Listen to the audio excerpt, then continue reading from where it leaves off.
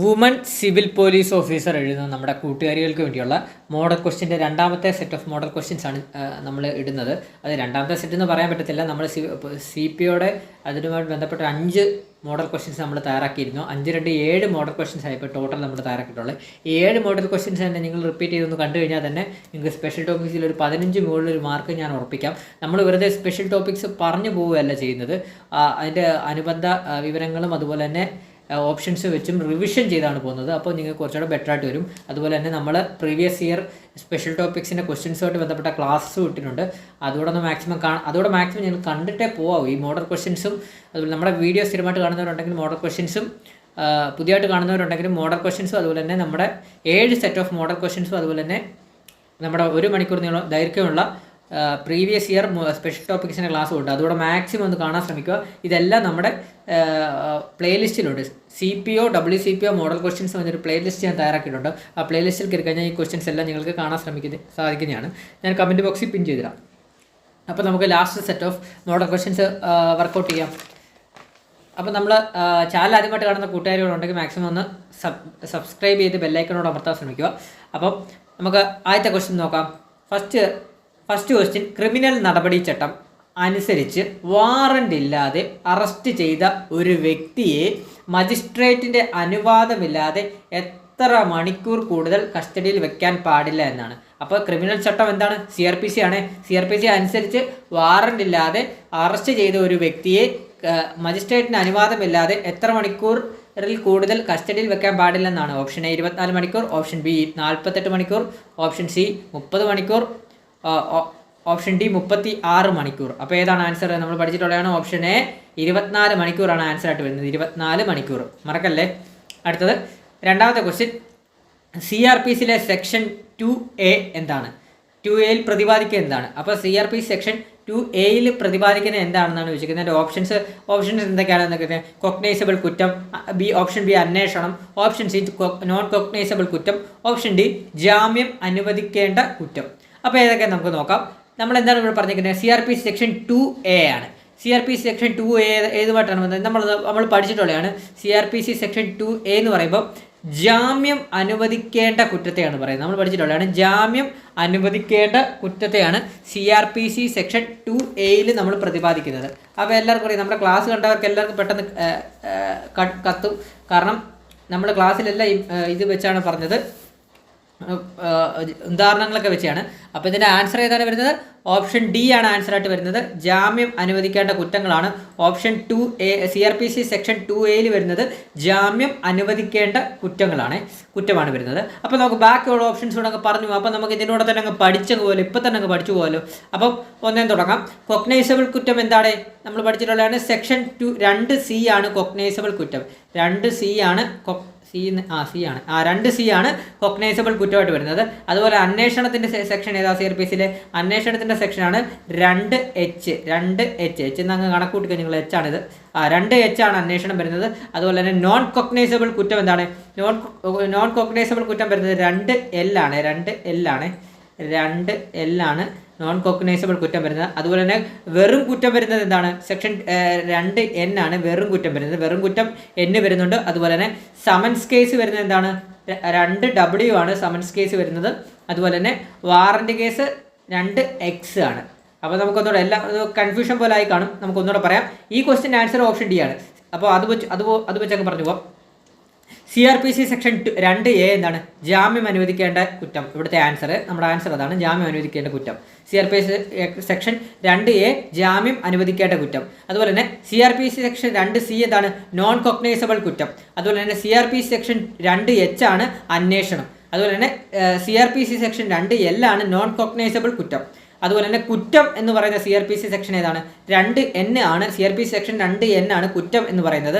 അതുപോലെ തന്നെ CRPC section 2W ആണ് സമൻസ് കേസ് വരുന്ന സെക്ഷൻ. അതുപോലെ തന്നെ CRPC സെക്ഷൻ 2X ആണ് വാറണ്ട് കേസ് വരുന്നത്.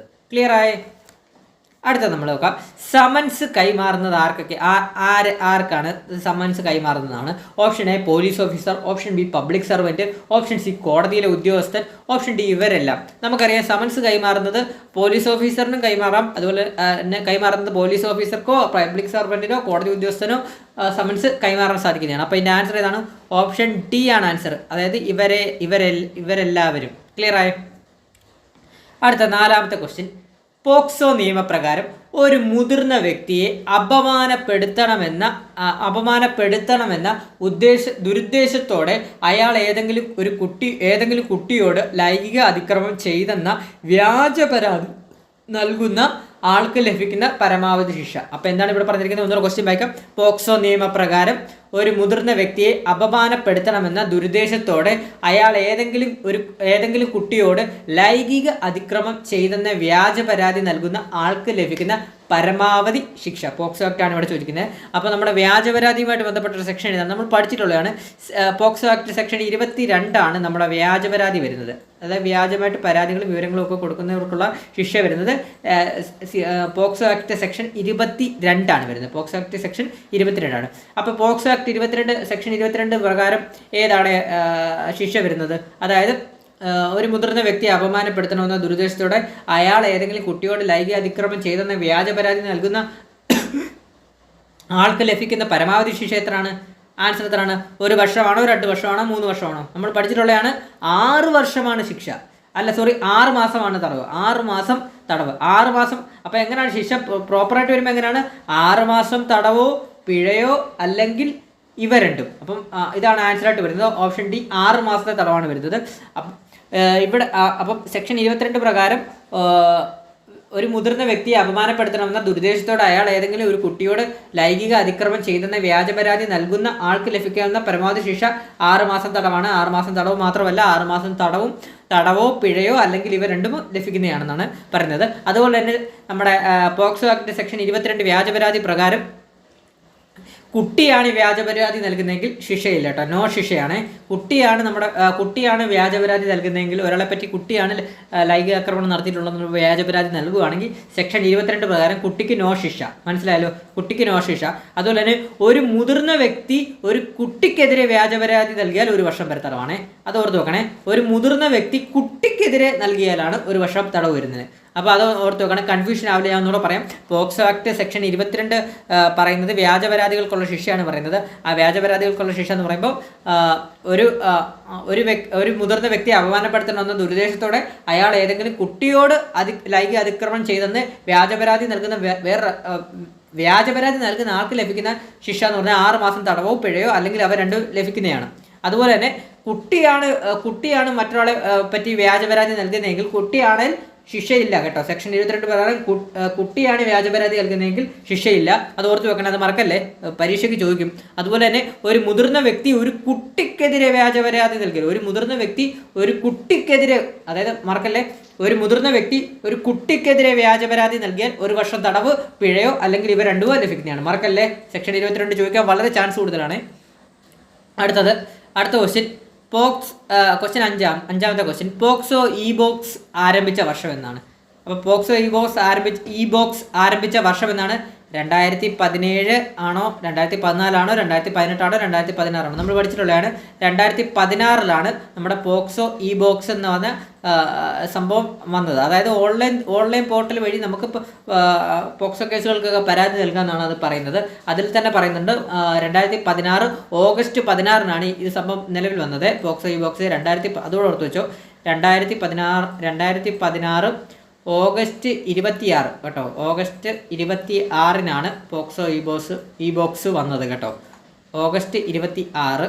അതുപോലെ തന്നെ മനേകാ ഗാന്ധി ആയിരുന്നു ഉദ്ഘാടനം ചെയ്തത്. അപ്പോൾ പോക്സോ ഇ ബോക്സ് ഉദ്ഘാടനം ചെയ്തത് മനേകാ ഗാന്ധി ആയിരുന്നു ഉദ്ഘാടനം ചെയ്തത്. അതുപോലെ തന്നെ ചൈൽഡ് ലൈൻ്റെ ഹെൽപ്പ് ലൈൻ നമ്പർ അറിയാലോ, അതും നിങ്ങളൊന്ന് ഓർത്ത് വെച്ചോണേ. ചൈൽഡ് ലൈൻ്റെ ഹെൽപ്പ് ലൈൻ നമ്പർ എത്രയാണ്? Child line help line number എത്രയാണ്? 1098, അതായത് 1098 എന്നങ്ങ് ഓർത്ത് വെക്കണം, ചൈൽഡ് ലൈൻ്റെ ഹെൽപ്പ് ലൈൻ. അപ്പോൾ ഇത്ര മറക്കല്ല്. ഇതൊക്കെ പരീക്ഷയ്ക്ക് ചിലപ്പോൾ സ്റ്റേറ്റ്മെൻറ്റ് രീതിയിലൊക്കെ ചോദിക്കാൻ ചാൻസ് വളരെയധികം കൂടുതലാണ്. അതുകൊണ്ടാണ് പറയുന്നത് നമ്മൾ അതോടാണ് നമ്മൾ എടുത്തെടുത്ത് പറയുന്നത്. അപ്പം നിങ്ങളത് മറക്കാതിരിക്കാനാണ്. അപ്പോൾ ഒന്നുകൂടെ പറയാം, പോക്സോ ഇ ബോക്സ് ആരംഭിച്ച വർഷം എന്ന് പറയുമ്പോൾ 2016. 2016 ആഗസ്റ്റ് 26-നാണ് പോക്സോ ഇ ബോക്സ് ആരംഭിച്ചത്. പോക്സോ ഇ ബോക്സ് ഉദ്ഘാടനം ചെയ്തത് മനേകാ ഗാന്ധിയാണ്. അപ്പം പോക്സോ ഇ ബോക്സ് എന്താണ്? കുട്ടികൾക്ക് നേരെ ഉണ്ടാകുന്ന അതിക്രമങ്ങൾ സംബന്ധിച്ച പരാതികൾ ഓൺലൈനായി നൽകാൻ ആരംഭിച്ച കേന്ദ്രത്തിൻ്റെ പദ്ധതിയാണ്, കേന്ദ്ര സർക്കാരിൻ്റെ പദ്ധതിയാണ് ഈ പോക്സോ ഇ ബോക്സ്. ഓൺലൈനായിട്ട് നമ്മൾ പരാതി കൊടുക്കുന്നതെന്ന് ഓർത്ത് വെച്ചാൽ മതി. അപ്പം ഓൺലൈനായിട്ട് പരാതി കൊടുക്കുന്നതെന്ന് ഓർത്ത് വെച്ചാൽ മതി. അത് ഉദ്ഘാടനം ചെയ്തത് മനേകാ ഗാന്ധിയാണ്. അപ്പോൾ അങ്ങനെ കണക്ട് ചെയ്ത് വെച്ചോ, കേന്ദ്ര സർക്കാർ പദ്ധതി അതൊന്ന് കണക്ട് ചെയ്ത് വെച്ചോ. അതുപോലെ തന്നെ 1098 ചൈൽഡ് ലൈൻ ടോൾ ഫ്രീ നമ്പറായിട്ട് വരുന്നത്. അതുപോലെ തന്നെ 2016 ഓഗസ്റ്റ് 26-നാണ്. ഇത്രയും വിവരങ്ങൾ മറക്കല്ലേ. ഇതൊക്കെ സ്റ്റേറ്റ്മെൻ്റ് ആയിട്ട് ചോദിക്കാൻ ചാൻസ് കൂടുതലാണ്. അതുകൊണ്ടാണ് പിന്നെയും പറയുന്നത്. മാക്സിമം നിങ്ങൾ പഠിച്ചു വെക്കുക. അടുത്ത ക്വസ്റ്റ്യൻ, വ്യക്തിവിവര മോഷണം IT ആക്ടിലെ ഏത് വകുപ്പിൽ ഉൾപ്പെടുന്നു? അതായത് ഐഡന്റിറ്റി തെഫ്റ്റ് ആണ് വരുന്നത്. ക്വസ്റ്റ്യൻ നമ്പർ 6 എന്താണ്? ഐഡന്റിറ്റി തെഫ്റ്റ് ആണ് വരുന്നത്. IT ആക്ടുമായിട്ട് ബന്ധപ്പെട്ടാണ്. വ്യക്തിവിവര മോഷണം IT ആക്ടിലെ ഏത് വകുപ്പിൽ ഉൾപ്പെടുന്നു എന്നാണ്. സെക്ഷൻ 66B, സെക്ഷൻ 66C ആണോ, സെക്ഷൻ 66D ആണോ, സെക്ഷൻ 66E ആണോ? അപ്പോൾ നമ്മുടെ ആൻസർ സെക്ഷൻ 66C ആണ്. സെക്ഷൻ 66C ആണ്. ഓപ്ഷൻ ബി ആണ് ഇവിടെ ആൻസർ ആയിട്ട് വരുന്നത്. സെക്ഷൻ 66C ആണ് ആൻസർ ആയിട്ട് വരുന്നത്. സെക്ഷൻ 66C ആണ് വ്യക്തിവിവര മോഷണം അഥവാ ഐഡന്റിറ്റി തെഫ്റ്റ് വരുന്നത്. ഐഡന്റിറ്റി തെഫ്റ്റ് വരുന്നത്. അതുപോലെ തന്നെ ബാക്കിയുള്ള സെക്ഷനോട് നമുക്ക് നോക്കാം. സെക്ഷൻ 66B എന്താണ്? നമ്മൾ പഠിച്ചിട്ടുള്ളതാണ്. സെക്ഷൻ 66B മോഷ്ടിച്ച കമ്പ്യൂട്ടർ ഓർ ഇലക്ട്രോണിക് ഉപകരണങ്ങൾ വാങ്ങുന്നതോ ഉപയോഗിക്കുന്നതുമായ ബന്ധപ്പെട്ടയാണ് സെക്ഷനാണ് സെക്ഷൻ 66B. അങ്ങനെ അതായത് നമ്മളിപ്പോൾ ഒരു കമ്പ്യൂട്ടറൊക്കെ മോഷ്ടിച്ച കമ്പ്യൂട്ടർ ഉപയോഗപ്പെടുത്തുമോ, അതിൽ നമ്മൾ കമ്പ്യൂട്ടറോ ഇലക്ട്രോണിക് സാധനങ്ങളോ ഒക്കെ മോഷ്ടിച്ചത് വാങ്ങുന്നതോ ഉപയോഗിക്കുന്നതോ ആയിട്ടുള്ള ബന്ധപ്പെട്ട ശിക്ഷ വരുന്നത് സെക്ഷൻ 66B ആണ് വരുന്നത്. അതുപോലെ തന്നെ സെക്ഷൻ 66D എന്താണ്? 66D എന്താ? അതോട് ഓർത്ത് വെച്ചാൽ വ്യാജ അക്കൗണ്ട് ഉപയോഗിച്ച് മറ്റു വ്യക്തികളെ അപമാനിക്കുന്നത്, വ്യാജ ഫോൺ കോളുകൾ വഴി ചെയ്യുന്നത്, വ്യാജ പ്രവൃത്തികൾ ചെയ്യുന്നത്. അതായത് വ്യാജ അക്കൗണ്ടുകൾ ഉപയോഗിച്ച് മറ്റു വ്യക്തികളെയൊക്കെ അപമാനിക്കുന്നതിനൊക്കെ ഉള്ള ശിക്ഷ വരുന്നത് സെക്ഷൻ 66D ആണ് വരുന്നത്. അതുപോലെ തന്നെ സെക്ഷൻ 66E എന്താണ്? സെക്ഷൻ 66E എന്ന് പറഞ്ഞാൽ സ്വകാര്യത അപഹരണമാണ് വരുന്നത്. അപ്പം നമുക്ക് ഒന്നുകൂടെ പറഞ്ഞു പോവാം. സെക്ഷൻ 66C എന്താണ്? നമ്മളിവിടെ പഠിച്ചത് സെക്ഷൻ 66C വ്യക്തിവിവര മോഷണം ഐഡന്റിറ്റി തെഫ്റ്റ്. സെക്ഷൻ 66B മോഷ്ടിച്ച കമ്പ്യൂട്ടർ അല്ലെങ്കിൽ ഇലക്ട്രോണിക് ഉപകരണങ്ങൾ വാങ്ങുന്നതോ ഉപയോഗിക്കുന്നതിനുള്ള ശിക്ഷ.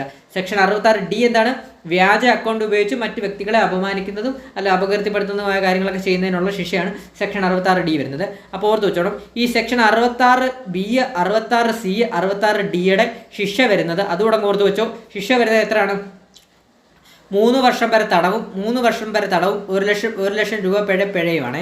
3 വർഷം തടവും 1 ലക്ഷം രൂപ വരെ പിഴയും. 3 വർഷം തടവും അതുപോലെ തന്നെ 1 lakh പിഴയുമാണ്. 1 ലക്ഷം രൂപ പിഴയുമാണ് വരുന്നത്. അതുപോലെ തന്നെ സെക്ഷൻ 66E എന്താണ്? സ്വകാര്യത അപഹരണമാണ് വരുന്നത്.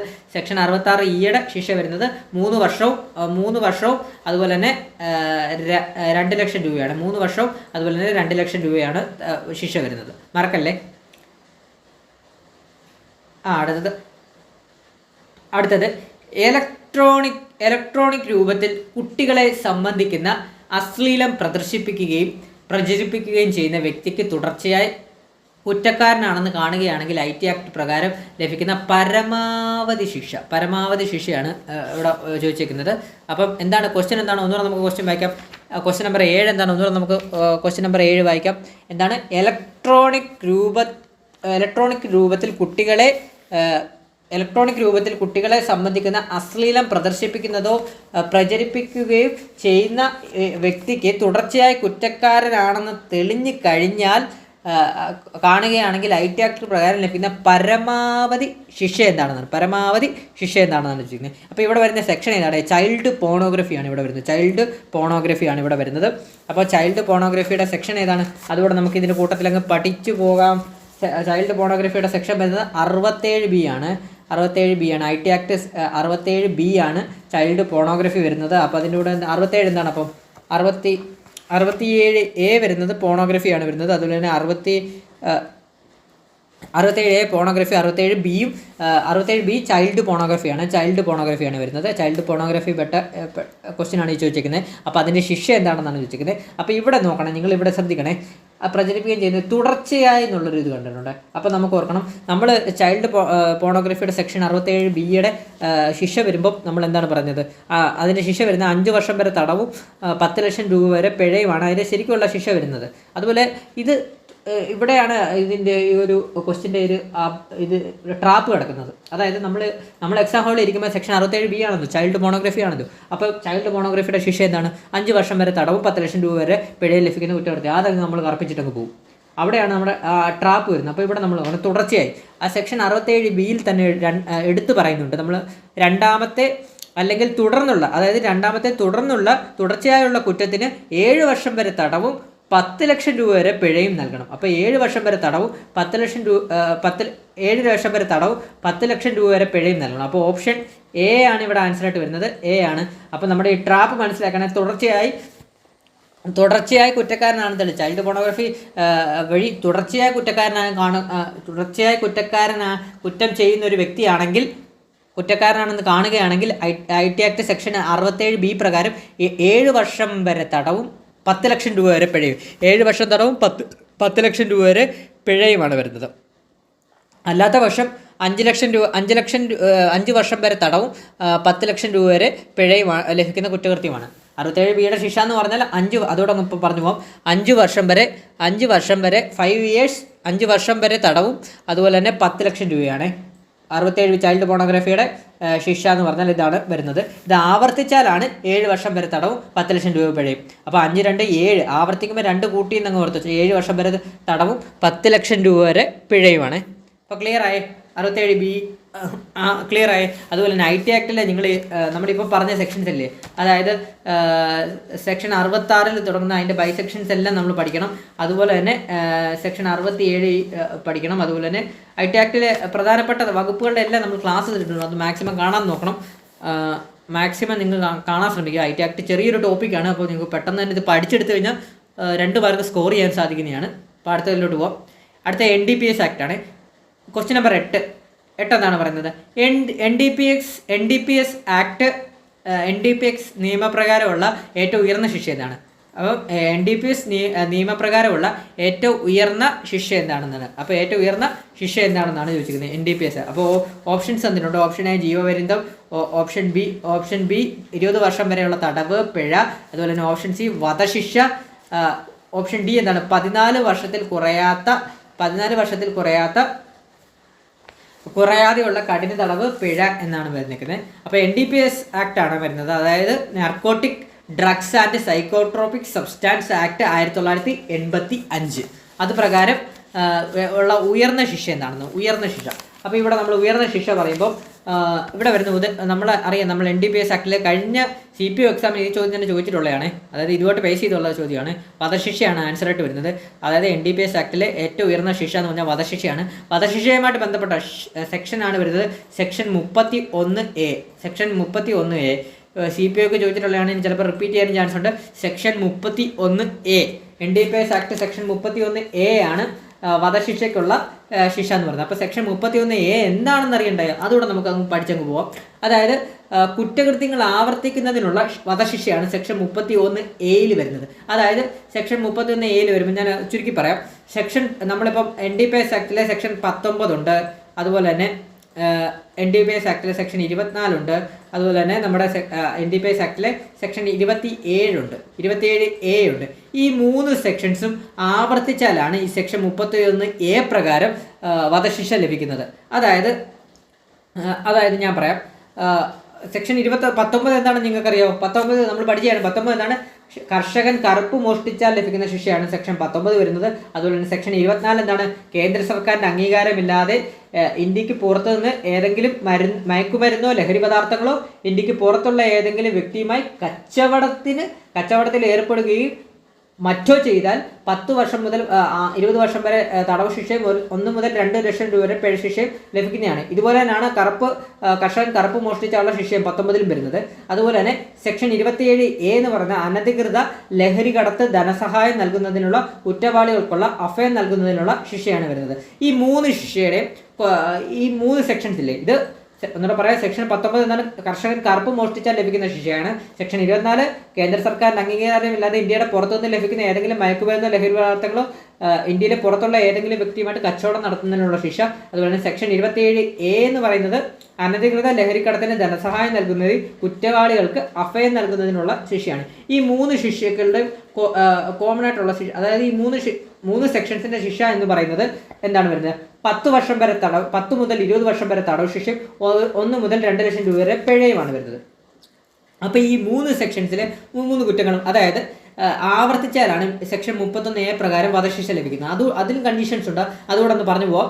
അതായത് സെക്ഷൻ 31A പറയുന്നത് സെക്ഷൻ 19, സെക്ഷൻ 24, അതുപോലെ തന്നെ സെക്ഷൻ 27A ഉൾപ്പെടുന്ന കുറ്റകൃത്യങ്ങളോ ലഹരി മരുന്നുകളോ ഗവൺമെന്റ് നിഷ്കർഷിച്ചിട്ടുള്ള അളവിന് തുല്യമോ അതിൽ കൂടുതലോ ഉൽപ്പാദിപ്പിക്കുകയോ നിർമ്മിക്കുകയോ ഇറക്കുമതി ചെയ്യുകയോ കയറ്റുമതി ചെയ്യുകയോ കൈമാറ്റം ചെയ്യുകയോ മേൽപ്പറഞ്ഞ ഏതെങ്കിലും പ്രവർത്തനത്തിന് നേരിട്ടോ അല്ലാതെയോ ധനസഹായം നൽകുകയോ ചെയ്താൽ, അവിടെയാണ് ചെയ്താൽ, സെക്ഷൻ 31 പറഞ്ഞ കുറയാത്ത ശിക്ഷയോ പരമാവധി ശിക്ഷ അല്ലെങ്കിൽ പരമാവധി ശിക്ഷയുടെ 1/2 ശിക്ഷ, പരമാവധി പിഴയോ അല്ലെങ്കിൽ പിഴയുടെ 1/2 ലഭിക്കും, അല്ലെങ്കിൽ വധശിക്ഷയ്ക്കും അർഹനാവുന്നതാണ്. വധശിക്ഷയ്ക്ക് അർഹനാവുന്നത്. അങ്ങനെ അങ്ങ് വെച്ചാൽ കുറ്റകൃത്യം ആവർത്തിക്കുന്നതിനുള്ള അങ്ങനെ അങ്ങ് പഠിച്ചു വെച്ചോ. സെക്ഷൻ 19, 24, 27A ഈ 3 സെക്ഷൻസ് ആവർത്തിച്ചാൽ സെക്ഷൻ 31A പ്രകാരം പരമാവധി ശിക്ഷ വധശിക്ഷ ലഭിക്കാൻ ചാൻസ് കൂടുതലാണ് NDPS ആക്ട് പ്രകാരം. മറക്കല്ലേ, ഇത് കഴിഞ്ഞ എക്സാമിന് ചോദിച്ചാണ്, CPO ചോദിച്ചാണ്, WCPക്ക് ചോദിക്കും, അതുമായിട്ട് ബന്ധപ്പെട്ടൊക്കെ ക്വസ്റ്റ്യൻസ് ചോദിക്കാൻ ചാൻസ് ഉണ്ട്. അതുകൊണ്ടാണ് പറയുന്നത്. നമുക്ക് അടുത്ത ഇതിലോട്ട് പോകാം. അടുത്തത് NDPS നിയമപ്രകാരം കേരളത്തിൽ നിയുക്ത കോടതികൾ ഉള്ളത് എവിടേക്കാണെന്നാണ്. NDPS നിയമപ്രകാരം കേരളത്തിൽ നിയുക്ത കോടതികൾ ഉള്ളത് എവിടേക്കാണെന്നാണ് ചോദിച്ചിരിക്കുന്നത്. Option A Thiruvananthapuram Kochi, option B Thiruvananthapuram Kochi Thrissur Kozhikode Kannur, option C Thiruvananthapuram Kochi Kozhikode, അതുപോലെ തന്നെ ഓപ്ഷൻ D കേരളത്തിലെ എല്ലാ ജില്ലകളിലും. അപ്പോൾ ഇത് നിങ്ങളങ്ങ് പഠിച്ചു വെച്ചു. ഓപ്ഷൻ D ആണ് ഇവിടെ ആൻസർ ആയിട്ട് വരുന്നത്. കേരളത്തിലെ എല്ലാ ജില്ലകളിലും നമ്മുടെ എക്സൈസ് കോടതികൾ, അതായത് NDPS നിയമപ്രകാരമുള്ള കോടതികൾ എല്ലാ ജില്ലകളിലും ഉണ്ടെന്നാണ്. കേരളത്തിലെ എല്ലാ ജില്ലകളിലും ഉണ്ട്. അടുത്തത് 10ാമത്തെ ചോദ്യം. ഇന്ത്യൻ ശിക്ഷാ നിയമം സെക്ഷൻ 341 അനുസരിച്ച് അന്യായമായ തടഞ്ഞുവെക്കലിനുള്ള ശിക്ഷ എന്താണെന്നാണ് ചോദിക്കുന്നത്. അതായത് IPC സെക്ഷൻ 341 അനുസരിച്ച് അന്യായമായ തടഞ്ഞുവെക്കലിനുള്ള ശിക്ഷ എന്താണെന്നാണ് ചോദിച്ചിരിക്കുന്നത്. ഓപ്ഷൻ A 1 മാസം തടവ് അല്ലെങ്കിൽ 500 രൂപ പിഴ, അത് ഓപ്ഷൻ B 3 മാസം തടവ് 500 രൂപ പിഴ, ഓപ്ഷൻ C 1 മാസം തടവ് 1000 രൂപ പിഴ, ഓപ്ഷൻ D 3 മാസം തടവ് 1000 രൂപ പിഴ. അപ്പം ഇവിടെ എന്താണ് വരുന്നത്? 1 മാസം തടവ്. ഓപ്ഷൻ A ആണ് ഇവിടെ ആൻസർ ആയിട്ട് വരുന്നത്. അതായത് ഓപ്ഷൻ A 1 മാസം തടവ് 500 രൂപ പിഴയാണ് വരുന്നത്. ഓപ്ഷൻ A 1 മാസം തടവ് 500 രൂപ പിഴയാണ്. അന്യായമായ തടഞ്ഞുവെക്കലിനാണ്. അന്യായമായ തടഞ്ഞുവെക്കൽ സെക്ഷൻ 341 ആണ്. നമ്മൾ ക്ലാസ്സിൽ അതൊക്കെ ഡിസ്കസ് ചെയ്തിട്ടുള്ളതാണ്. നമ്മുടെ സ്ഫടികത്തിലെ ഉദാഹരണങ്ങളൊക്കെ വെച്ച് നമ്മൾ ഡിസ്കസ് ചെയ്തിട്ടുള്ളതാണ്. അതെല്ലാം നിങ്ങൾക്ക് ഓർമ്മയിലുണ്ടാവുക. പുതിയതായിട്ട് കാണുന്ന ആൾക്കാരുണ്ട്, നമ്മുടെ ക്ലാസ്സോടെ ഒന്ന് ജസ്റ്റ് കാണുക, അപ്പോൾ നിങ്ങൾക്ക് പെട്ടെന്ന് ക്യാച്ച് ചെയ്യാൻ സാധിക്കും. അടുത്തത്, ഇന്ത്യൻ ശിക്ഷാ നിയമത്തിൻ്റെ പിതാവ് എന്നറിയപ്പെടുന്നത് ആരാണ്? ഓപ്ഷൻ A കാനിങ് പ്രഭു, ഓപ്ഷൻ B മെക്കാളെ പ്രഭു, ഓപ്ഷൻ C ഡെൽഹൌസി പ്രഭു, ഓപ്ഷൻ D വില്യം ബെൻഡിക് പ്രഭു. അപ്പം ഇന്ത്യൻ ശിക്ഷാ നിയമത്തിൻ്റെ പിതാവാണ് ചോദിച്ചിരിക്കുന്നത്. ഇന്ത്യൻ ശിക്ഷാ നിയമത്തിൻ്റെ പിതാവ് എന്നറിയപ്പെടുന്നത് ആരാണ്? ഇത് പഠിക്കാൻ നമ്മൾ പോവല്ലോ. ഓപ്ഷൻ B ആണ്, മെക്കാളെ പ്രഭു ആണ്. IPCയുടെ പിതാവ് എന്ന് പറയുന്നത് മെക്കാളെ പ്രഭു ആണ്. ഓപ്ഷൻ B മെക്കാളെ പ്രഭു. അടുത്തത് 12ാമത്തെ ചോദ്യമാണ്. IPC സെക്ഷൻ 378 പ്രകാരം മോഷണം എന്നാൽ എന്താ? IPC സെക്ഷൻ 378 പ്രകാരം മോഷണം എന്നാൽ എന്താണെന്നാണ് ചോദിക്കുന്നത്. അപ്പം നമുക്ക് ഓപ്ഷൻസ് വായിക്കാം. ഓപ്ഷൻസിൽ തന്നെ ഉത്തരവുണ്ട്. അപ്പോൾ ഓപ്ഷൻസ് വായിക്കാം. ഒരാൾ ദുരുദ്ദേശത്തോടെ മറ്റൊരു വ്യക്തിയുടെ കൈവശം ഇരിക്കുന്ന ഒരു സാധനമോ വസ്തുവോ ആ വ്യക്തിയുടെ സമ്മതം കൂടാതെ എടുക്കുന്നത്. അതുപോലെ തന്നെ ഓപ്ഷൻ B മറ്റൊരു വ്യക്തിയുടെ കൈവശം ഇരിക്കുന്ന ഒരു സാധനമോ വസ്തുവോ ദുരുദ്ദേശത്തോടെ അത് ഇരിക്കുന്ന സ്ഥലത്ത് നിന്ന് മാറ്റുന്നത്. ഓപ്ഷൻ C ഇത് രണ്ടും. അതുപോലെ തന്നെ ഓപ്ഷൻ D ഇതൊന്നുമല്ല. അപ്പോൾ നമുക്ക് ഒന്നാമത്തെ രണ്ടാമത്തെ ഓപ്ഷൻസ് ആണ് നമുക്ക് മെയിനായിട്ട് തന്നിട്ടുള്ളത്. അതുമായിട്ട് ബന്ധപ്പെട്ടാണ് ബാക്കി 2 ഓപ്ഷൻസ് വരുന്നത്. അപ്പോൾ ഒന്നാമത്തെ ഓപ്ഷൻ നോക്കാം. ഒരാൾ ദുരുദ്ദേശത്തോടെ മറ്റൊരു വ്യക്തിയുടെ കൈവശം ഇരിക്കുന്ന ഒരു സാധനമോ വസ്തുവോ ആ വ്യക്തിയുടെ സമ്മതം കൂടാതെ എടുക്കുന്നത്. അതല്ലേ മോഷണം. ആ വ്യക്തിയുടെ ദുരുദ്ദേശത്തോടെ അല്ലേ നമ്മൾ മോഷ്ടിക്കുന്നത്. ദുരുദ്ദേശത്തോടെ ഇപ്പം നിങ്ങളുടെ കയ്യിലൊരു ബാഗ് ഇരിക്കുമോ, നിങ്ങൾ ഒരു ദുരുദ്ദേശത്തോടെ നിങ്ങളുടെ അതായത് നിങ്ങളുടെ സമ്മതം കൂടാതെ ഞാൻ ഒളിച്ച് നിങ്ങളെ കാണാതെ എടുക്കുമോ, അപ്പോൾ അതല്ലേ മോഷണം. അതൊരു മോഷണമാണ്. ഓപ്ഷൻ A അപ്പോൾ ശരിയാണ്. ഓപ്ഷൻ A ശരിയാണ്, മോഷണമാണ് അത്. അടുത്തത്, മറ്റൊരു വ്യക്തിയുടെ കൈവശം ഇരിക്കുന്ന സാധനമോ വസ്തുവോ ദുരുദ്ദേശത്തോടെ അതിരിക്കുന്ന സ്ഥലത്തു നിന്ന് എടുത്തു മാറ്റുക. അതും ഒരു മോഷണമാണ്. അതായത് സെക്ഷൻ 378 പ്രകാരം അത് മോഷണമാണ്. അതായത് സാധനമോ മറ്റൊരു വ്യക്തിയുടെ കൈവശം ഇരിക്കുന്ന ഒരു സാധനമോ മറ്റു വസ്തുക്കളോ ദുരുദ്ദേശത്തോടെ അതിരിക്കുന്ന സ്ഥലത്ത് നിന്ന് മാറ്റുന്നതും ഒരു തരത്തിൽ ഒരു മോഷണമായിട്ടാണ് വരുന്നത് സെക്ഷൻ 378 പ്രകാരം. അപ്പം നമ്മുടെ ഓപ്ഷൻ Aയും ഓപ്ഷൻ Bയും ശരിയാണ്. അപ്പം ഓപ്ഷൻ സി അല്ലേ ആൻസർ അപ്പം വരുന്നത്. ഓപ്ഷൻ സി ഇത് രണ്ടും ആണ് ശരിയായിട്ടുള്ള ആൻസറായിട്ട് വരുന്നത്. അടുത്ത 13ാമത്തെ ചോദ്യം നോക്കാം. ആസിഡ് ആക്രമണത്തിലൂടെ ഒരു വ്യക്തിക്ക് കഠിനമായ ഏൽക്കുകയും വൈകല്യം സംഭവിക്കുകയും ചെയ്താൽ ആക്രമണം നടത്തിയ ആൾക്ക് ലഭിക്കുന്ന ഏറ്റവും കുറഞ്ഞ ശിക്ഷ എന്താണെന്ന്. അപ്പോൾ എന്താണ് പറഞ്ഞത്? ആസിഡ് ആക്രമണത്തിലൂടെ ഒരു വ്യക്തിക്ക് കഠിനമായ പൊള്ളലേൽക്കുകയോ അതുപോലെ തന്നെ വൈകല്യം സംഭവിക്കുകയോ ചെയ്താൽ ആക്രമണം നടത്തിയ ആൾക്ക് ലഭിക്കുന്ന ഏറ്റവും കുറഞ്ഞ ശിക്ഷ. അപ്പം ആസിഡ് ആക്രമണത്തെക്കുറിച്ചുള്ള സെക്ഷനാണ് വരുന്നത്. ഇത് ആസിഡ് ആക്രമണത്തെക്കുറിച്ചുള്ള സെക്ഷനാണ് വരുന്നത്. ഈ സെക്ഷനെല്ലാം നമ്മൾ ക്ലാസ്സിൽ പറഞ്ഞിട്ടുള്ളതാണ്. നമ്മൾ ക്ലാസ്സിൽ എന്ത് ഉദാഹരണം വെച്ചാണ് പറഞ്ഞത്? ആസിഫ് അലിയുടെ കാര്യം വെച്ചല്ലേ പറഞ്ഞത്. ഒരു സിനിമയ്ക്കകത്ത് ഞാൻ ആ ഉയരെ എന്ന് പറഞ്ഞ സിനിമയ്ക്കകത്ത് ആസിഫ് അലി ആസിഡ് അറ്റാക്ക് ചെയ്തിട്ട് പോകുമ്പോഴുള്ള ഇതല്ലേ, ആ ഒരു കണ്ടീഷൻ വെച്ചാണ് നമ്മൾ ഇത് ക്ലാസ്സിൽ പഠിച്ചത്. അപ്പം നിങ്ങൾക്ക് അത് ഓർമ്മയുണ്ടാവുമെന്ന്, എത്ര പേർക്ക് അത് ഓർമ്മയുണ്ടോയെന്ന് നമ്മൾ ക്ലാസ് കണ്ടവർക്കെല്ലാം ഓർമ്മ വന്ന് കാണും ആ സെക്ഷൻ. അപ്പം നമ്മൾ അവിടെ വെച്ച് അന്നേരം നമ്മൾ പറഞ്ഞിരുന്നു, അതായത് ആസിഫ് അലിക്ക് അന്ന് ലഭിക്കുന്ന ശിക്ഷ വരുന്നത്. അപ്പോൾ ഏത് സെക്ഷനായിരുന്നു? അതോടെ സെക്ഷനോടെ നമുക്കങ്ങ് പറഞ്ഞു. Section 326A. അപ്പം നമ്മൾ അന്ന് പറഞ്ഞു ആസിഫ് അലിയാണ് ആസിഡ് ഒഴിച്ചത്, അതുകൊണ്ട് തന്നെ എ എന്ന് വെച്ച് നമ്മൾ പഠിച്ചതാണ്. ഓർമ്മയുണ്ടോ നിങ്ങൾക്ക്? അപ്പം IPC സെക്ഷൻ 326A ആണ് ആസിഡ് ഉപയോഗിച്ചുകൊണ്ട് സ്വമേധയാ കഠിനമായ ദേഹോപദ്രവം ഏൽപ്പിക്കുന്നത്. അപ്പം ഇവിടെ ചോദിച്ചിരിക്കുന്നത്, നമ്മുടെ ക്വസ്റ്റ്യൻ എന്താണ് ചോദിച്ചിരിക്കുന്നത്? ആസിഡ് ആക്രമണത്തിലൂടെ ഒരു വ്യക്തിക്ക് കഠിനമായ പൊള്ളലേൽക്കുകയും വൈകല്യം സംഭവിക്കുകയും ചെയ്താൽ ആക്രമണം നടത്തിയ ആൾക്ക് ലഭിക്കുന്ന ഏറ്റവും കുറഞ്ഞ ശിക്ഷയാണ് ചോദിച്ചിരിക്കുന്നത്. അപ്പം നമ്മൾ കുറഞ്ഞ ശിക്ഷ എന്താണ് പറയുന്നത്? 10 വർഷത്തിൽ കുറയാത്തതും. അപ്പോൾ ഇതങ്ങ് പഠിച്ചു വെച്ചോണം. 10 വർഷത്തിൽ കുറയാത്തതും ജീവപര്യന്തം വരെ ആകാവുന്ന തടവ് ശിക്ഷയും കൂടാതെ പിഴ ശിക്ഷയും ലഭിക്കാവുന്നതാണ്. അപ്പോൾ 10 വർഷത്തിൽ കുറയാത്ത തടവ് ശിക്ഷയാണ് ഇവിടെ ആൻസറായിട്ട് വരുന്നത്. ഏറ്റവും 10 വർഷം മുതൽ ജീവപര്യന്തം വരെയാണ് അവിടുത്തെ ശിക്ഷ വരുന്നത്. ആസിഡ് ഒഴിച്ച് കഴിഞ്ഞാൽ ആസിഡ് ഒഴിച്ച് കഴിഞ്ഞിട്ട് ആ വ്യക്തിക്ക് വൈകല്യമോ പൊള്ളലോ ഒക്കെ കഠിനമായ പൊള്ളലേൽക്കുകയോ വൈകല്യം സംഭവിക്കുകയൊക്കെ ചെയ്തു കഴിഞ്ഞാൽ ലഭിക്കുന്ന ശിക്ഷ എന്ന് പറഞ്ഞ സെക്ഷൻ 326A പ്രകാരം 10 വർഷത്തിൽ കുറയാത്ത തടവ് ശിക്ഷയാണ്. അതായത് 10 മുതൽ കുറഞ്ഞത് 10 വർഷമാണ്. 10 വർഷം മുതൽ ജീവപര്യന്തം വരെ ലഭിക്കാവുന്നതാണ്. അപ്പോൾ അതിൽ നമ്മളോട് ചോദിച്ചിരിക്കുന്നത് ഇവിടെ ഏറ്റവും കുറഞ്ഞ ശിക്ഷയാണ്. കുറഞ്ഞ ശിക്ഷ ഏതാണ്? ഓപ്ഷൻ സി ആണ്. 10 വർഷത്തിൽ കുറയാത്ത തടവ് ശിക്ഷയാണ്. അപ്പോൾ ഇവിടെ ഏറ്റവും കൂടിയ ശിക്ഷ എന്ന് വെച്ചാൽ ജീവപര്യന്തം വരെ എന്നാണ്. പരീക്ഷയ്ക്ക് ചിലപ്പോൾ അങ്ങനെ ചോദിക്കും, ഏറ്റവും കൂടിയ ശിക്ഷ ഏതാണെന്ന് ചോദിക്കും. അപ്പോൾ അവിടെ ഓപ്ഷന് നമ്മൾ ജീവപര്യന്തം കണ്ടാൽ അതങ്ങ് കറപ്പിച്ചോണം വരുന്നത്. പക്ഷേ ഇവിടെ ആൻസർ 10 വർഷത്തിൽ കുറയാത്ത തടവ് ശിക്ഷയാണ് വരുന്നത്. ഞാൻ ഒന്നുകൂടെ പറയാം. നമ്മൾ പഠിച്ചതാണ് ആസിഡ് ഒഴിച്ചാൽ ലഭിക്കുന്ന ശിക്ഷ എന്താണ്? നമ്മൾ ആ ഉയരെ സിനിമ വെച്ച് നമ്മൾ പഠിച്ചതാണ്. IPC section 326A for Asif Ali Uyare സിനിമയിൽ ആസിഡ് ഒഴിച്ചിട്ടുണ്ടായിരുന്നു. അങ്ങനെ വെച്ചാൽ കണക്ട് ചെയ്തൊക്കെ പഠിച്ചോണേ. നമ്മൾ ക്ലാസ്സിലല്ലാതെ വലിയ രീതിയിൽ ഡിസ്കസ് ചെയ്തതാണ്. അപ്പം അതിൻ്റെ ശിക്ഷ എന്ന് പറഞ്ഞാൽ 10 വർഷത്തിൽ കുറയാതെ തടവ് ശിക്ഷ, 10 വർഷം മുതൽ ജീവപര്യന്തം വരെ ആവുന്ന ശിക്ഷയാണ് ലഭിക്കുന്നത്. ക്ലിയറായോ? അടുത്ത നമ്മൾ കേരള പോലീസ് ആക്ടിലോട്ട് പോവാണ്. 14ാമത്തെ ചോദ്യം. ഡ്യൂട്ടിയിലുള്ള പോലീസ് ഉദ്യോഗസ്ഥൻ പൊതുജനങ്ങളോട് പാലിക്കേണ്ട കാര്യങ്ങൾ നിയമപ്രകാരം ഏത്? അപ്പം കേരള പോലീസ് ആക്ടിൽ നമുക്ക് 3 ക്വസ്റ്റ്യൻസ് ആണ് വരുന്നത്. അപ്പം ആ 3 ക്വസ്റ്റ്യൻസിൽ ഒരു ക്വസ്റ്റ്യൻസ് മാത്രമേ നമുക്ക് സെക്ഷനായിട്ട്, അതായത് പ്രീവിയസ് ഒക്കെ എടുത്ത് നോക്കി നിങ്ങൾക്ക് മനസ്സിലാവും, സെക്ഷനായിട്ട് എടുത്തുള്ളൂ. ബാക്കി 2 സെക്ഷനും നമ്മുടെ ഒരു കോമൺ സെൻസോടെ വർക്ക് ചെയ്ത് വേണം നമ്മൾ ആൻസർ ചെയ്യാൻ. അതായത് ഡ്യൂട്ടിയിലുള്ള പോലീസ് ഉദ്യോഗസ്ഥൻ ജനങ്ങളോട് പാലിക്കേണ്ട കാര്യങ്ങൾ നിയമപ്രകാരം ഏത്?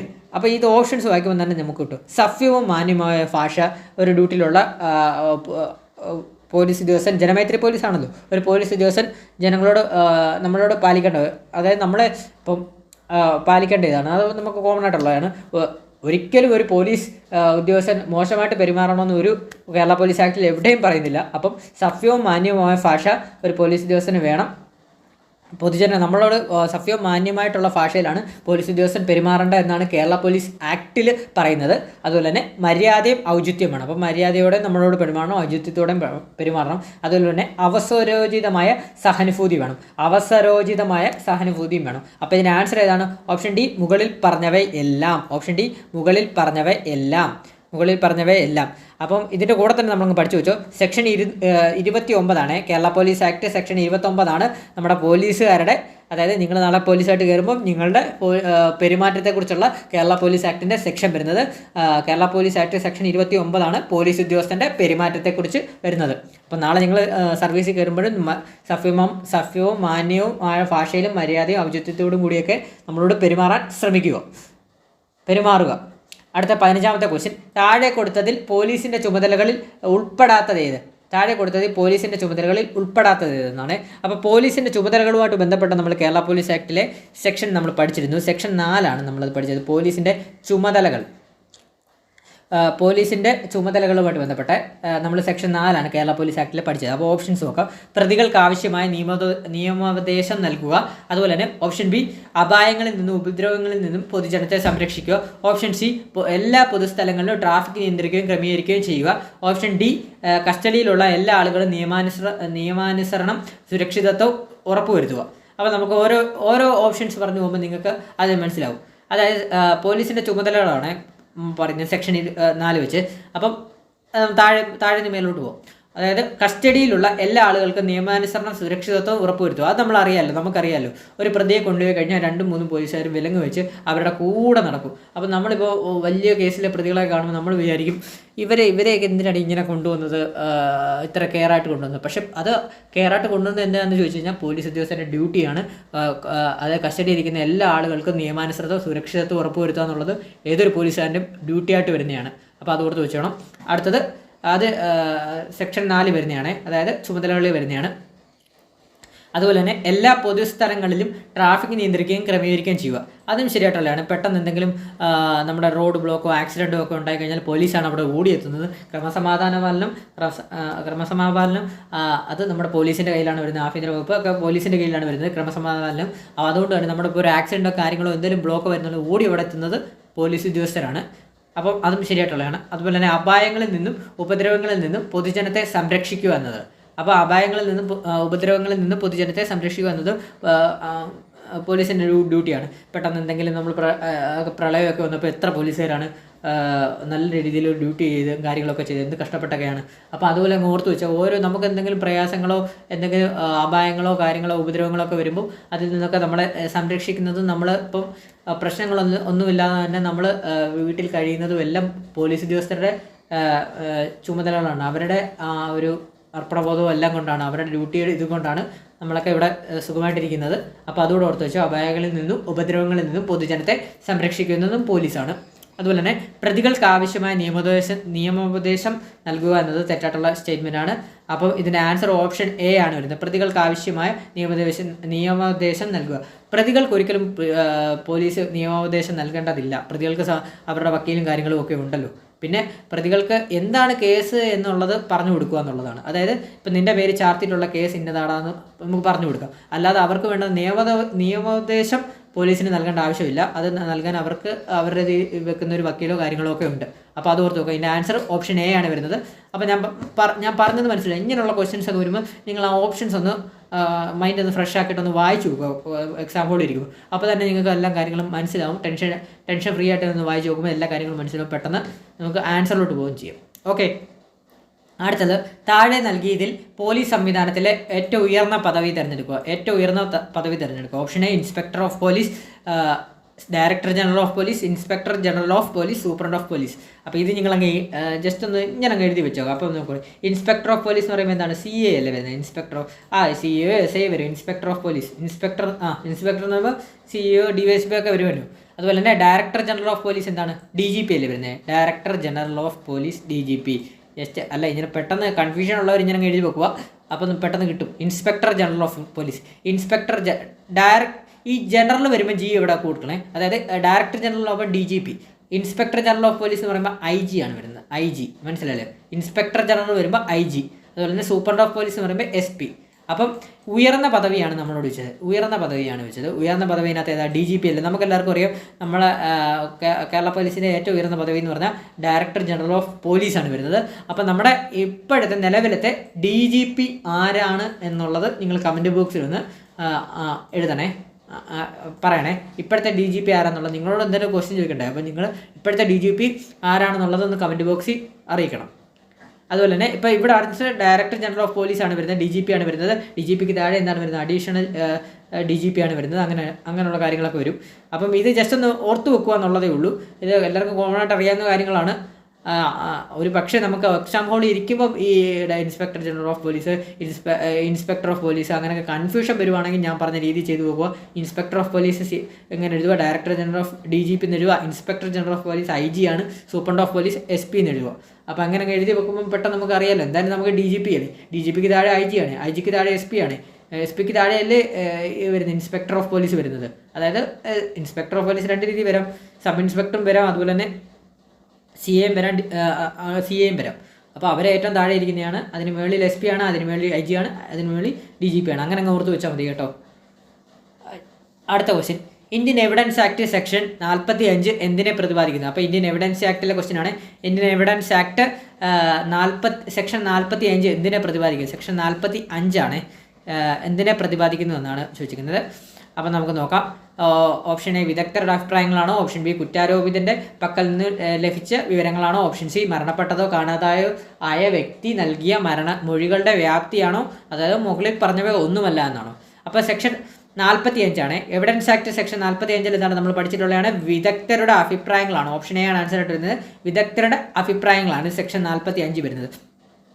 അതായത് വിദഗ്ധരുടെ അഭിപ്രായങ്ങളെന്ന് പറയുമ്പോൾ എന്താണ് വരുന്നത്, അതായത് നമുക്കിപ്പോൾ ചില കോടതിയിലെ ജഡ്ജി ആയിക്കോട്ടെ, അവരൊക്കെ എന്ന് പറഞ്ഞാൽ നിയമവിദഗ്ധരായിരിക്കും, അവർക്ക് നിയമമായിട്ടുള്ളതായിരിക്കും. പക്ഷേ അവർക്ക് ചില കാര്യങ്ങളിൽ ഇപ്പം എന്തെങ്കിലും സയൻറ്റിസ്റ്റ് ആയിട്ടുള്ള കാര്യങ്ങളിലോ അല്ല എന്തെങ്കിലും IT ഫോറൻസിക് കാര്യങ്ങളിലൊന്നും അവർക്ക് അത്ര പ്രാവീണ്യമില്ല. അപ്പം ആ മേഖലയിൽ വിദഗ്ധരായിട്ട് ഇരിക്കുന്നവരുടെ അഭിപ്രായങ്ങൾ കോടതിക്ക് തേടാവുന്നതാണെന്നാണ് പറയുന്നത് ഇന്ത്യൻ എവിഡൻസ് ആക്ട് സെക്ഷൻ 45 പറയുന്നത്. ക്ലിയർ ആയേ?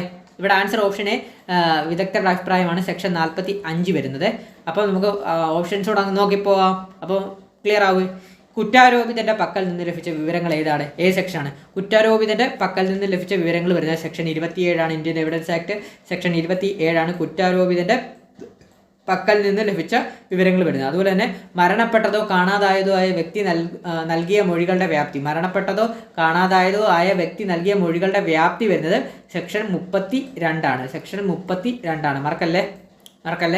നമുക്ക് ഒന്നുകൂടെ പറഞ്ഞു പോകാം. വിദഗ്ധരുടെ അഭിപ്രായം ഇന്ത്യൻ എവിഡൻസ് ആക്ട് സെക്ഷൻ 45, കുറ്റാരോപിതന്റെ പക്കൽ നിന്ന് ലഭിച്ച വിവരങ്ങൾ ഇന്ത്യൻ എവിഡൻസ് ആക്ട് സെക്ഷൻ 27, മരണപ്പെട്ടതോ കാണാതായതോ ആയ വ്യക്തി നൽകിയ മൊഴികളുടെ വ്യാപ്തി ഇന്ത്യൻ എവിഡൻസ് ആക്ട് സെക്ഷൻ 32. അടുത്തത് ഇന്ത്യൻ എവിഡൻസ് ആക്ടിന്റെ ഉപജ്ഞാതാവ് ആരാണെന്ന്. ഇന്ത്യൻ എവിഡൻസ് ആക്ടിന്റെ ഉപജ്ഞാതാവ് ആരാണെന്ന് ചോദിച്ചിരിക്കുന്നത്. ഇതിന് ആൻസർ വരുന്നത് ഓപ്ഷൻ ബി ജെയിംസ് സ്റ്റീഫൻ ആണ് ഇന്ത്യൻ എവിഡൻസ് ആക്ടിന്റെ ഉപജ്ഞാതാവായിട്ടിരുന്നത്. ഓപ്ഷൻ ബി ആണ് ഇന്ത്യൻ എവിഡൻസ് ആക്ടിന്റെ ഉപജ്ഞാതാവ് ആരാണ്? ജെയിംസ് സ്റ്റീഫൻ ആണ് ഇന്ത്യൻ എവിഡൻസ് ആക്ടിന്റെ ഉപജ്ഞാതാവായിട്ടിരുന്നത്. ക്ലിയർ ആയേ? അടുത്തത് വിവരാവകാശ നിയമം 2005 ആകെ വകുപ്പുകൾ എത്ര എന്നാണ് ചോദിച്ചിരിക്കുന്നത്. വിവരാവകാശ നിയമം 2005 ആകെ വകുപ്പുകൾ എത്രയാണ്? ഓപ്ഷൻ എ 43 ആണോ, ഓപ്ഷൻ ബി 27 ആണോ, ഓപ്ഷൻ സി 31 ആണോ, ഓപ്ഷൻ ഡി 47 ആണോ. അപ്പോൾ എന്താണ് ഇവിടെ ചോദിച്ചിരിക്കുന്നത്? വിവരാവകാശ നിയമം 2005 ആകെ വകുപ്പുകൾ, ടോട്ടൽ സെക്ഷൻസ് ആണ്, എത്ര സെക്ഷൻസ് ഉണ്ടെന്നാണ് ചോദിച്ചിരിക്കുന്നത്. നമ്മൾ പഠിച്ചിട്ടുള്ളതാണ്. ഓപ്ഷൻ സി ആണ് ഇവിടെ വരുന്നത്. 31 സെക്ഷൻസ് ആണ് വരുന്നത്. 31 സെക്ഷൻസ് ആണ് വിവരാവകാശ നിയമപ്രകാരം വിവരാവകാശ നിയമത്തിലെ ആകെ വകുപ്പുകൾ അഥവാ സെക്ഷൻസ് വരുന്നത് അത്രയുമാണ് വരുന്നത്. അപ്പം ബാക്കിയൊക്കെ എങ്ങനെയാണ് വരുന്നത് അതുകൂടെ അങ്ങ് പറഞ്ഞു പോയാലോ. ബാക്കി എത്ര അധ്യായങ്ങളുണ്ട് അതെല്ലാം നിങ്ങളൊന്ന് കമൻറ്റ് ബോക്സിൽ നിന്ന് ചെയ്യണേ. അപ്പം വിവരാവകാശ നിയമത്തിൻ്റെ എത്ര അധ്യായം വരും, സെക്ഷൻ 31 സെക്ഷൻ വരുന്നുണ്ട്, അതുപോലെ തന്നെ എത്ര അധ്യായങ്ങൾ വരുന്നു അതുകൂടെ ഒന്ന് കമൻറ്റ് ചെയ്യണേ. അടുത്ത എന്നാലും നിങ്ങൾക്ക് ഇങ്ങനെ പറഞ്ഞാൽ നിങ്ങൾക്ക് പഠിക്കാൻ പറ്റും. അതുകൊണ്ടാണ് അടുത്ത ക്വസ്റ്റ്യൻ 20ാമത്തെ ലാസ്റ്റ് ക്വസ്റ്റ്യനാണ് നമ്മൾ പറയാൻ പോകുന്നത്. വിവരാവകാശ നിയമത്തിലെ സെക്ഷൻ 2F പ്രകാരമുള്ള വിവരങ്ങളിൽ ഉൾപ്പെടുന്നവ ഏതാണ്? വിവരാവകാശ നിയമത്തിലെ സെക്ഷൻ 2F പ്രകാരമുള്ള വിവരങ്ങളിൽ ഉൾപ്പെടുന്നവ എന്തൊക്കെയാണെന്നാണ് വെച്ചിരിക്കുന്നത്. വിവരങ്ങളിൽ ഉൾപ്പെടുന്നവ എന്തൊക്കെയാണെന്ന് വെച്ചിരിക്കുന്നത്. അതിനകത്ത് ഓപ്ഷൻ എ ഇമെയിലുകളുണ്ട്, ആധികാരിക രേഖകളുണ്ട്, ഓപ്ഷൻ സി ലോഗ് ബുക്കുകളുണ്ട്, ഓപ്ഷൻ ഡി ഇവയെല്ലാം ഉണ്ട്. ഇതിൻ്റെ ആൻസർ വരുന്നത് ഇമെയിലുകൾ വരും, അതുപോലെ തന്നെ ആധികാരിക രേഖകൾ വരും, അതുപോലെ തന്നെ ലോഗ് ബുക്കുകൾ വരും. ഓപ്ഷൻ ഡി ഇവയെല്ലാമാണ് ആൻസർ ആയിട്ട് വരുന്നത്. ഒന്നുകൂടെ പറയാം. വിവരാവകാശ നിയമത്തിലെ സെക്ഷൻ 2F എന്ന് പറയുന്നത് എന്താണ്? വിവരം എന്നാണ്, ഇൻഫർമേഷൻ ആണ് ഇവിടെ വരുന്നത്. 2F എന്ന് പറയുന്നത് വിവരം എന്നാണ് പറയുന്നത്, ഇൻഫർമേഷൻ ആണ്. വിവരം നൽകാൻ സാധിക്കുന്നത് എന്തിലൊക്കെയാണ് നൽകാൻ സാധിക്കുന്നത്? വിവരം എന്നാൽ നിലവിൽ പ്രാബല്യത്തിലുള്ള ഏത് നിയമം മുഖേനയും ഒരു പൊതു അധികാരിക്ക് ഏത് രൂപത്തിൽ ലഭ്യമാക്കുന്ന സാധനങ്ങളാണ് നമ്മുടെ വിവരം എന്ന് പറയുന്നത്. ബാക്കി ഇതൊക്കെ നോക്കാം. അതായത് ആധികാരിക രേഖകൾ വരും, അതുപോലെ തന്നെ ഇമെയിലുകൾ വരും, അതുപോലെ തന്നെ ലോഗ് ബുക്കുകൾ വരും, അതുപോലെ തന്നെ പ്രമാണങ്ങൾ വരും, കുറിപ്പുകൾ വരും, സർക്കുലറുകൾ വരും, ഉത്തരവുകൾ വരും, അതുപോലെ തന്നെ കരാറുകൾ വരും, റിപ്പോർട്ടുകൾ വരും, പേപ്പറുകൾ വരും, സാമ്പിളുകൾ വരും, അഭിപ്രായങ്ങൾ വരും, അറിയിപ്പുകൾ വരും, ഉപദേശങ്ങൾ വരും, അതുപോലെ തന്നെ വേറെ എന്താണ് വരുന്നത്, പത്രക്കുറിപ്പുകൾ വരും, അതുപോലെ തന്നെ മാതൃകകൾ, പ്രബന്ധങ്ങൾ, ഇലക്ട്രോണിക് രൂപത്തിലുള്ള വിവരങ്ങൾ, മറ്റേതെങ്കിലും നിയമപ്രകാരം സ്വകാര്യ സ്ഥാപനങ്ങളെ സംബന്ധിച്ച് സർക്കാരിന് ലഭിക്കുന്ന വിവരങ്ങളെല്ലാം നമുക്ക് വിവരാവകാശ നിയമപ്രകാരം സെക്ഷൻ 2F പ്രകാരം വിവരമായിട്ട് ലഭിക്കുന്നതാണ്. അതാണ് നമ്മൾ പറയുന്നത്. അപ്പോൾ ഇത്രയുമായിരുന്നു നമ്മുടെ ഇന്നത്തെ മോഡൽ ക്വസ്റ്റ്യൻ്റെ ക്ലാസ്സസ് വരുന്നത്. അപ്പോൾ നമ്മൾ 7ഓളം മോഡൽ ക്വസ്റ്റ്യൻസിൻ്റെ ക്ലാസ്സസ് ഇപ്പം ചെയ്തിരുന്നു. അതായത് 5 CPOക്ക് വേണ്ടി നമ്മൾ 5 ചെയ്തിരുന്നു. അതുപോലെ തന്നെ ഇപ്പം നമ്മൾ WCPOക്ക് വേണ്ടി 2 ചെയ്തിരുന്നു. ടോട്ടൽ 7 വരുന്നത്. സിലബസ് എല്ലാം ഒന്ന് തന്നെയല്ലേ. അപ്പോൾ 7ഓളം നമ്മൾ മോഡൽ ക്വസ്റ്റ്യൻസ് ചെയ്തിട്ടുണ്ട്. ഈ മോഡൽ ക്വസ്റ്റ്യൻസ് എല്ലാം തന്നെ നമ്മൾ റിവിഷൻ രീതിയിലാണ് ചെയ്തിരിക്കുന്നത്, ഓപ്ഷൻസും എല്ലാം വെച്ച്. അപ്പോൾ നിങ്ങൾക്ക് പരീക്ഷകളിൽ നിങ്ങൾക്ക് മാക്സിമം യൂട്ടിലൈസ് ചെയ്യാൻ നിങ്ങൾക്ക് കഴിയുന്ന രീതിയിലാണ് നമ്മളെല്ലാം മോഡൽ ക്വസ്റ്റ്യൻ ചെയ്തത്. ഇതിൻ്റെ കൂടെ തന്നെ പ്ലസ് നമ്മൾ എന്താണ് ചെയ്തത്, 1 മണിക്കൂർ ദൈർഘ്യമുള്ള നമ്മളൊരു മുൻവർഷ ചോദ്യങ്ങളുടെ, അതായത് പ്രീവിയസ് ഇയർ ക്വസ്റ്റ്യൻസ് ഉണ്ട്, അതായത് സ്പെഷ്യൽ ടോപ്പിക്സുമായിട്ട് ബന്ധപ്പെട്ട പ്രീവിയസ് ഇയർ ക്വസ്റ്റ്യൻസിൻ്റെ ഒരു ക്ലാസ്സും ചെയ്തിട്ടുണ്ട്, 1 മണിക്കൂറുണ്ട്. അപ്പോൾ ഇതൊന്ന് ജസ്റ്റ് നിങ്ങൾ ഇത്രയും ഒന്ന് കാണാൻ ശ്രമിക്കുക. നമ്മുടെ കൂട്ടുകാരികൾ ഇതൊന്ന് ജസ്റ്റ് ഒന്ന് കാണാൻ ശ്രമിക്കുക, ഒന്ന് റിപ്പീറ്റ് അടിച്ച് കാണുക, കാര്യങ്ങളൊക്കെ ചെയ്യുക. ക്ലാസ്സിൽ എന്തെങ്കിലും ഡൗട്ട്സോ കാര്യങ്ങളോ ഉണ്ടെങ്കിൽ നമ്മുടെ ക്ലാസ് കയറി കാണാൻ സാധിക്കുന്നതാണ്. അതിൽ കയറി കാണുക. അതുപോലെ തന്നെ നമ്മുടെ എന്താണ് പറയുന്നത്, എന്തെങ്കിലും ഡൗട്ട്സോ കാര്യങ്ങളോ ഉണ്ടെങ്കിൽ എന്നെ കോൺടാക്ട് ചെയ്യണമെന്നുണ്ടെങ്കിൽ നമ്മുടെ ടെലഗ്രാം ചാനൽ ലിങ്ക് ഞാൻ കമൻറ്റ് ബോക്സിൽ പിൻ ചെയ്തിരാം. അതുപോലെ തന്നെ പേഴ്സണൽ മെസ്സേജ് അയക്കണം, എന്തെങ്കിലും ഡൗട്ട്സോ കാര്യങ്ങൾക്ക് മെസ്സേജ് അയക്കണമെന്നുണ്ടെങ്കിൽ ഇൻസ്റ്റാഗ്രാം ഐഡിയും ഞാൻ കമൻറ്റ് ബോക്സിൽ പിൻ ചെയ്തിരാം. അതിൽ മെസ്സേജ് അയച്ചാൽ ഞാൻ റിപ്ലൈ ചെയ്ത് തരുന്നതാണ്. അതുപോലെ തന്നെ എന്തെങ്കിലും ഡൗട്ട്സോ കാര്യങ്ങളോട് ചോദിച്ചാൽ മതി, നമുക്ക് ക്ലിയർ ആക്കി തരാം. അതുപോലെ തന്നെ നമ്മുടെ വേറെ എന്താണ്, ചാനൽ ആദ്യമായിട്ട് കാണുന്ന കൂട്ടുകാരുണ്ടെങ്കിൽ മാക്സിമം ലൈക്ക് ചെയ്യുക. അതുപോലെ തന്നെ സബ്സ്ക്രൈബ് ചെയ്യുക. പുതിയ കൂട്ടുകാരുണ്ടെങ്കിൽ മാക്സിമം സബ്സ്ക്രൈബ് ചെയ്ത് ബെല്ലൈക്കൺ അമർത്തിയിട്ടുണ്ടെന്ന് കാണാൻ നോക്കി. അതുപോലെ തന്നെ അഭിപ്രായങ്ങളൊന്ന് കമൻറ്റ് ചെയ്യുക. നമ്മൾ 2 ക്വസ്റ്റ്യൻസ് ചോദിച്ചിട്ടുണ്ട്. ആ ക്വസ്റ്റ്യൻസ് നിങ്ങൾക്ക് ഓർമ്മയുണ്ട്. ആ ക്വസ്റ്റ്യൻസ് എന്താണെന്നുള്ളത് കമൻറ്റ് ബോക്സിൽ ഒന്ന് ചെയ്യുക. പിന്നെ ക്ലാസ്സിനെ പറ്റിയുള്ള അഭിപ്രായങ്ങൾ ചെയ്യുക. അപ്പോൾ നമ്മൾ 7ഓളം ക്ലാസ് ചെയ്തിട്ടുണ്ട്. 7ഓളം ക്ലാസ് നിങ്ങൾക്ക് ഉപകാരപ്പെടുമെന്ന് CPOക്കാർക്ക് കുറച്ച് പേർ, നമ്മുടെ ക്ലാസ് കണ്ടവർ കുറച്ച് പേര് മെസ്സേജ് അയച്ചിട്ടുണ്ട്. അവർക്കെല്ലാം നല്ല രീതിയിൽ ഉപകാരപ്പെട്ടിട്ടുണ്ടെന്നാണ് അവർ പേഴ്സണലായിട്ട് എനിക്ക് ഇൻസ്റ്റാഗ്രാം വഴി മെസ്സേജ് അയച്ച് പറഞ്ഞിട്ടുണ്ട്. അപ്പം നിങ്ങൾക്കും വളരെയധികം പ്രയോജനപ്പെടട്ടെ. നിങ്ങൾക്ക് അതായത് സ്പെഷ്യൽ ടോപ്പിക്സിൽ ഒരു 20-ൽ 18 മാർക്ക് കിട്ടട്ടെ എന്ന് ഞാൻ ആത്മാർത്ഥമായിട്ട് പ്രാർത്ഥിക്കുന്നു. അപ്പോൾ മാക്സിമം നിങ്ങൾ ടെൻഷൻ ഇല്ലാതെ, മാക്സിമം ശനിയാഴ്ചയിലെ എക്സാം മാക്സിമം ടെൻഷൻ ഇല്ലാതെ പ്രിപ്പയർ ചെയ്ത് കാര്യങ്ങൾക്ക് പോവുക, എക്സാമിന് പോവുക. മാക്സിമം നേരത്തെ തന്നെ എക്സാം ഹോളിലൊക്കെ എത്താൻ ശ്രമിക്കുക. മഴയുടെ കാര്യങ്ങളൊക്കെ ഉണ്ട്, നല്ല രീതിയിൽ മഴയും കാര്യങ്ങളൊക്കെ ഉള്ളതുകൊണ്ട് നിങ്ങൾ നേരത്തെ തന്നെ എക്സാമിന് പോവുക, കാര്യങ്ങളെല്ലാം നോക്കുക, ടെൻഷൻ ഫ്രീ ആയിട്ട് പോയി പരീക്ഷ എഴുതുക. വിജയം എന്തായാലും നിങ്ങളുടെ കൂടെ വരത്തുള്ളൂ.